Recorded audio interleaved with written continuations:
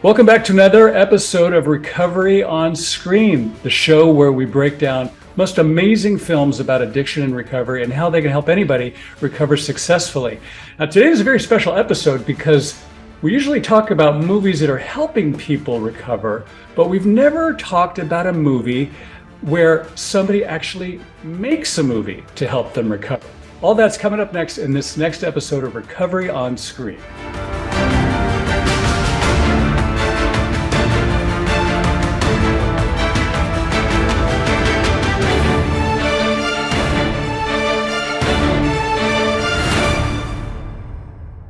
I love you. I'm just like, it's work time and I'm not trying to be a dick, but you're talking about adding things, changing things that are huge on my end that we've put a lot into. And because of the issues that we've had with You Can't Be There, which is not your fault. I feel like I'm being a dick. I'm not trying to be a dick. I'm hearing you. You put a lot of work into this. This is a lot. It's not just me. It's the other people that are going to make this happen. So This was the result of a 6-hour meeting Yeah. that you missed. So I'm learning also as we go right now because I didn't know these shots. Hey, welcome back. I am so excited today to have two amazing filmmakers who've done something quite remarkable that I didn't know existed until a couple weeks ago. And now I've had them here on the show on Recovery on Screen. I'd like to introduce you to Jared Callahan and Jonathan Pickett. They are the filmmakers behind this extraordinary new documentary that's available on all the streaming platforms called Clean Slate. Now, in previous, in the book, I think if you've read it, we do cover a documentary called Recovery Boys, which is an excellent documentary about people in recovery. However, this documentary takes it to another level, which is the story of two guys that are in rehab who are actually making a movie as part of their recovery and all the issues and the problems and the setbacks that come up. If somebody like me who's worked in movies and know all the things that could possibly go wrong on a movie set, and to see that be added to all of the other challenges that these guys are dealing with in their lives in recovery was astounding. So let's guys, Jared, let me start with you. Tell me a little bit about your background and what led you to this story and this project. Well, I've been making documentaries for a while. I'm just so drawn to people are so interesting, and when you find people that will be honest with you and you hold a camera, some really special things can happen. So I was in Atlanta showing a feature documentary that I directed at the Atlanta Film Festival. And I think I was speaking on a panel called like How to Make a Documentary, and afterwards two guys came up with to pitch me their movie, and that never goes well, so you just say thanks, but I'm booked.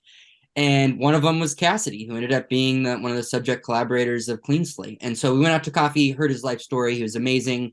And I agreed to go out and visit the residential recovery facility that he was living in. And I thought I was going to go for 1 hour. And 6 hours later, I had met all the guys there, seen multiple locations. They were running businesses to help people get job training. It was just really an interesting world. So I started working with the guys to coach them on screenwriting, and they were starting a production company at the time, like trying to make their own movies. And through the course of that relationship, Josh and Cassidy decided to make a short film that would help tell the stories of their lives and their traumas and some of the things that have helped them try to get sober. And that's when I realized, oh my gosh, okay, this is a documentary, because if it goes great. But as you said, so much can go wrong with making a film, especially in the world of mental health and addiction. I figured that maybe the best way to honor the true story was to film a documentary about the process. And that resulted in Clean Slate. Well, that's fantastic. And how did you hook up with Jonathan? And how did Jonathan help you get the project into production? Jonathan, what was your role, and how did you find this project? Well, Jared and I went to the same university in San Diego, and when I was still in school, Jared came back and showed his feature-length documentary to the film department, did like a little screening and Q&A, spoke in my film classes, so I met him there. And then we got connected, and I kind of just put myself out there and was like, let me know if you're ever working on something. And he was working on Clean Slate and getting production dates on the calendar at the time, so he called me not too much later and said, do you want to come out to Georgia for the summer and help film this story? So, we lived at the rehab, featured in Clean Slate, and slept on bunk beds made by the guys in the program. And just over the course of one very hot summer, just followed the story as it unfolded. And at the end of the summer, I was just kind of on as a camera operator, basically. And at the end of the summer, Jared and I think we worked well together. He called me later after that and was like, hey, do you want to come on as a producer basically, and help finish the movie, help edit it and send it out there. Well, listen, as a fellow video editor myself, not at your level, obviously, but I know how the amount of work that goes into that and the talent that it requires. And I got to tell you, you're just a terrific job. Documentaries are tough because you've got a lot of people talking, you got a lot of things going on, and to bring those elements together into a narrative that is captivating and holds people's attention, and also conveys the severity and the magnitude of what you're discussing is really no small task. So congratulations for that. Tell me a little bit about the facility where you guys did the filming.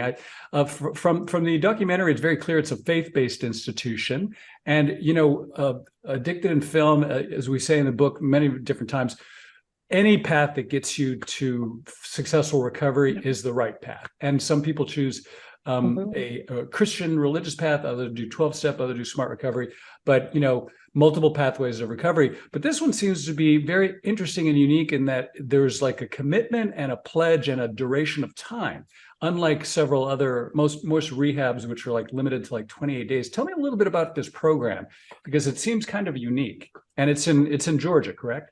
Correct. Yeah. I think the flavor of religion is even different. So you can be non-religious or religious, but even within Christian or faith-based recoveries, I've learned as we've started touring this movie around and meeting with more people, man, the expression is so different. So in Georgia, part of the reason that made this recovery facility so unique is that the prisons were full, that they had people that were getting prison sentences or facing years in jail, and they just didn't have space for them. So like Josh, one of our subject collaborators, he could serve 10 years in prison or go to this court-mandated facility and serve an 18-month program where, in an effort to get sober, could not go serve 10 years. So if you're given the choice, 10 years or 18 months, that's a no-brainer. But what it means is there were some people at this facility that had chosen to be there. They were hitting rock bottom or at the point where they had no other choice but lose your family, lose your life, and or get sober. Mm-hmm. Or then you had half the guys who were also court mandated and maybe didn't want to be there and or were resisting or pushing the rules. So what happened there was real. I mean, we've written ideas where you could do a whole series. So much is there because different guys come and go often. Guys join daily, and then guys were leaving daily as well. Mm-hmm. So yeah, they very, very strict. They had taken bits and pieces of different recovery systems and ones that you're very familiar with, programs. But they were very strict. They were ones that were, no cigarettes, no anything, a cold turkey. And that makes for some really tough, tense, and it's a hard road. It's not an easy road for anybody. Yeah. And I just add, I think like one of the other unique parts about the program is like that they even would allow Josh and Cassidy to incorporate creativity into the recovery. From what we've heard from them, that's not like super common in the world of rehabs. And Josh, like he says in the movie, he's been to a dozen before the one featured in the film. So I think that'd be like kind of a cool outcome of the movie too, is if people who work in substance use disorder, people who are counselors, if they see this and they decide to incorporate some sort of creativity into recovery programs that they're working with, I think that would be awesome. The win. Yeah. Wonderful. Now, I'm going to take the devil's advocacy position here on something, and I'm not saying this is the case, but this is something that kind of was conveyed to me as I was watching it, because one of the reasons that I drank and I had an issue with alcohol was waiting around, and the other one was the stress of making movies. And so I would say, like, what would you say to somebody who says, like, well, these guys making a movie and all the stress that entails, could that actually be counterproductive to their recovery? Oh, 100%. You're not the devil's advocate. That's just the truth. There's a scene in the movie where Josh and Cassidy have a conversation with Canyon, who's a friend of theirs, who's in recovery with them, in and out. And they have a conversation about how much their work in film aided and encouraged their drug use. They make a comment, well, we were high the whole time we were making this movie, and you could just ask, and someone in the art department would give you a pocket full of anything. So the readiness of usage, and I think, like you said, it's this high stress environment meets kind of the hurry up and wait. You're always waiting on someone, and those two things can be really volatile for sure. And then you kind of have the summer camp mentality where you go spend 30, 60 days hard on a movie together, and it is not easy work. So you're also stressed, and there's very much, I've found when I've been on set, there's very much this we're offset mentality that also parties really hard, and they'll go as hard offset, and then I don't know where sleep happens, and then they go back to set. So no, you're right. It is not conducive. I think that was what was really unique about trying to be at a recovery center who wanted to make art in film. And I've seen it be great for people who are writing stories or poetry or painting or many other ways. But filmmaking is really collaborative, and then it's really stressful. There's a lot on the line. There's a lot at stake by the time we get to the end of the movie Clean Slate. And I don't know if it worked for you. I still will watch the last 20 minutes and just my stomach hurts. It is hard work, and they expose themselves to the edge of themselves, you know? Yeah. I think the silver lining, though, is that the hope is that the catharsis of working on it outweighs whatever potential for stress, triggering stress there could be. And Josh and Cassidy both say at different times in the movie, like, I really want to use right now, but this is the thing that's keeping me sober. You know, Cassidy's in the forest saying, you know, this is better than getting high, so I'm just going to have a place and a space within which I can focus my attention. And because of that, you know, and for Cassidy, it was a very, like, in that scene, like a low stress. It was just him and a camera in the forest in nature. And that was like a space in which he could get out of that. So I think, yeah, there's definitely, like all things, like a balance for sure. Yeah. Well, and then what I really loved about the pacing, and I think anybody who watches this documentary is going to really respond to this, is that there's a ticking clock element to it, which I love, which is like, you know, 1 week to production, 3 days. Screenwriting 101. You know, and it's exactly. And so I love that element because you're ratcheting up the stress. You're also ratcheting up as a viewer the engagement that you have to, like, you really want these guys to pull it off. You know something bad's going to happen because it will.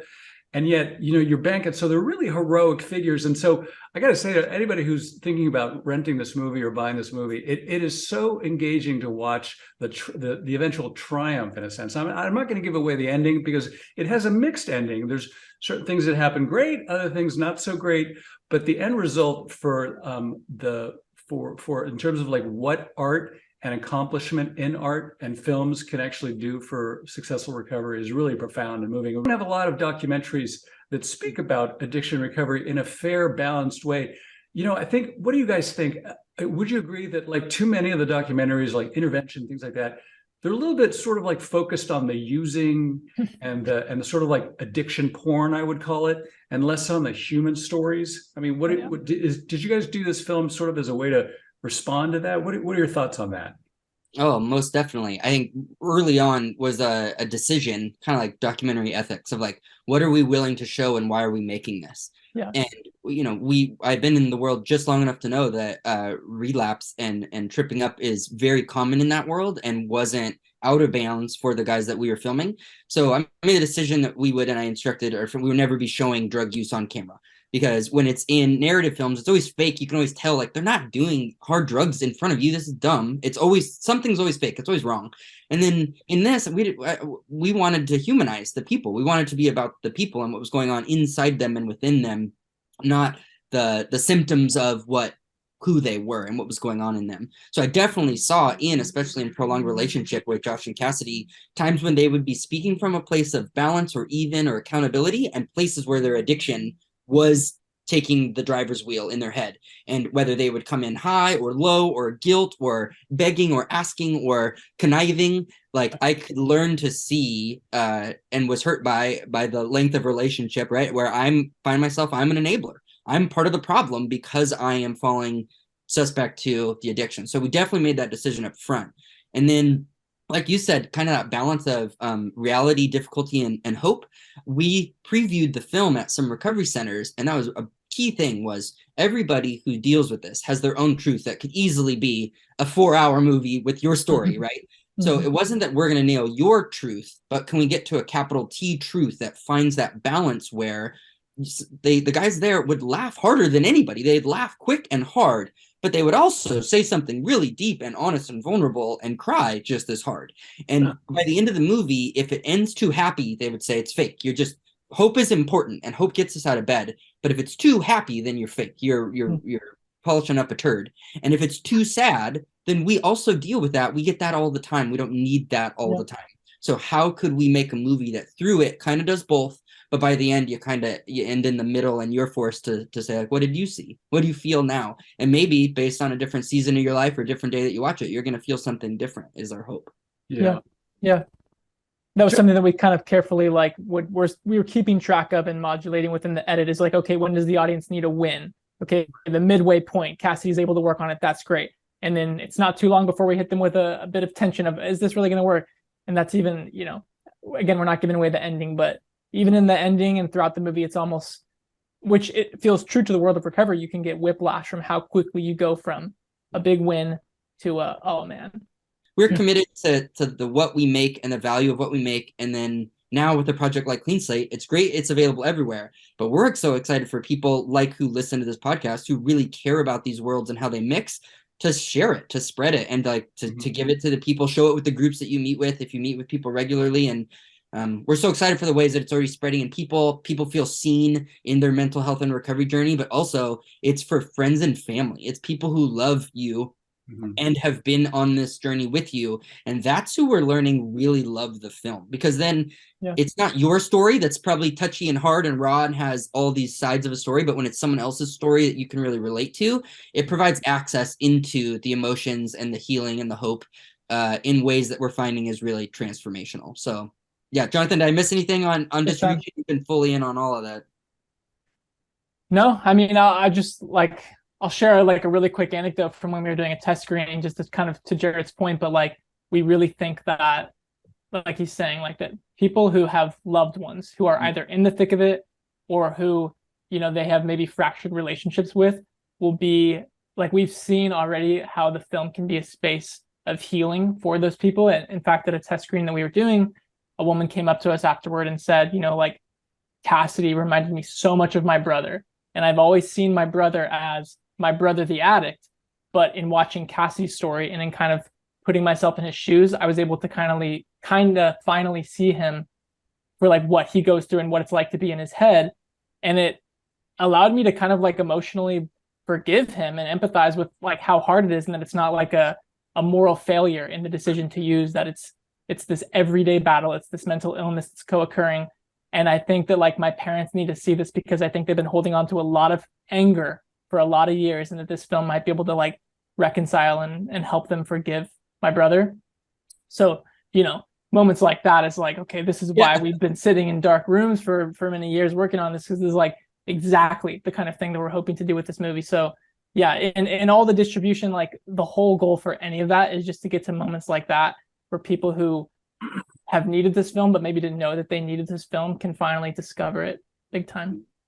Well, wonderful. Listen, I'm going to sing its graces to the heavens, to all of the people in the movie club and all the people in my network. I think it's a really important film, a really well-made documentary, a fantastic story. It has elements of hope, and it shows, consistent with my message, which is that filmed entertainment and stories, epic stories, heroism in stories, objectively portrayed in film, be it in a narrative context or a documentary context, really has powerful significance to somebody in recovery. And also now to take it to the next level of a step up, is that actually doing the art form itself and making a movie can also be useful in somebody's recovery. And that is just a wonderful extension of the message. And I think you guys should be congratulated for achieving that. On behalf of the Addicted in Film Movie Club, I just wanted to say thank you, Jared and Jonathan, for being on this episode of Recovery on Screen. And I hope to see you guys very soon. You bet. Oh, thank you so much, Ted. You've been so kind. Thanks for having us on.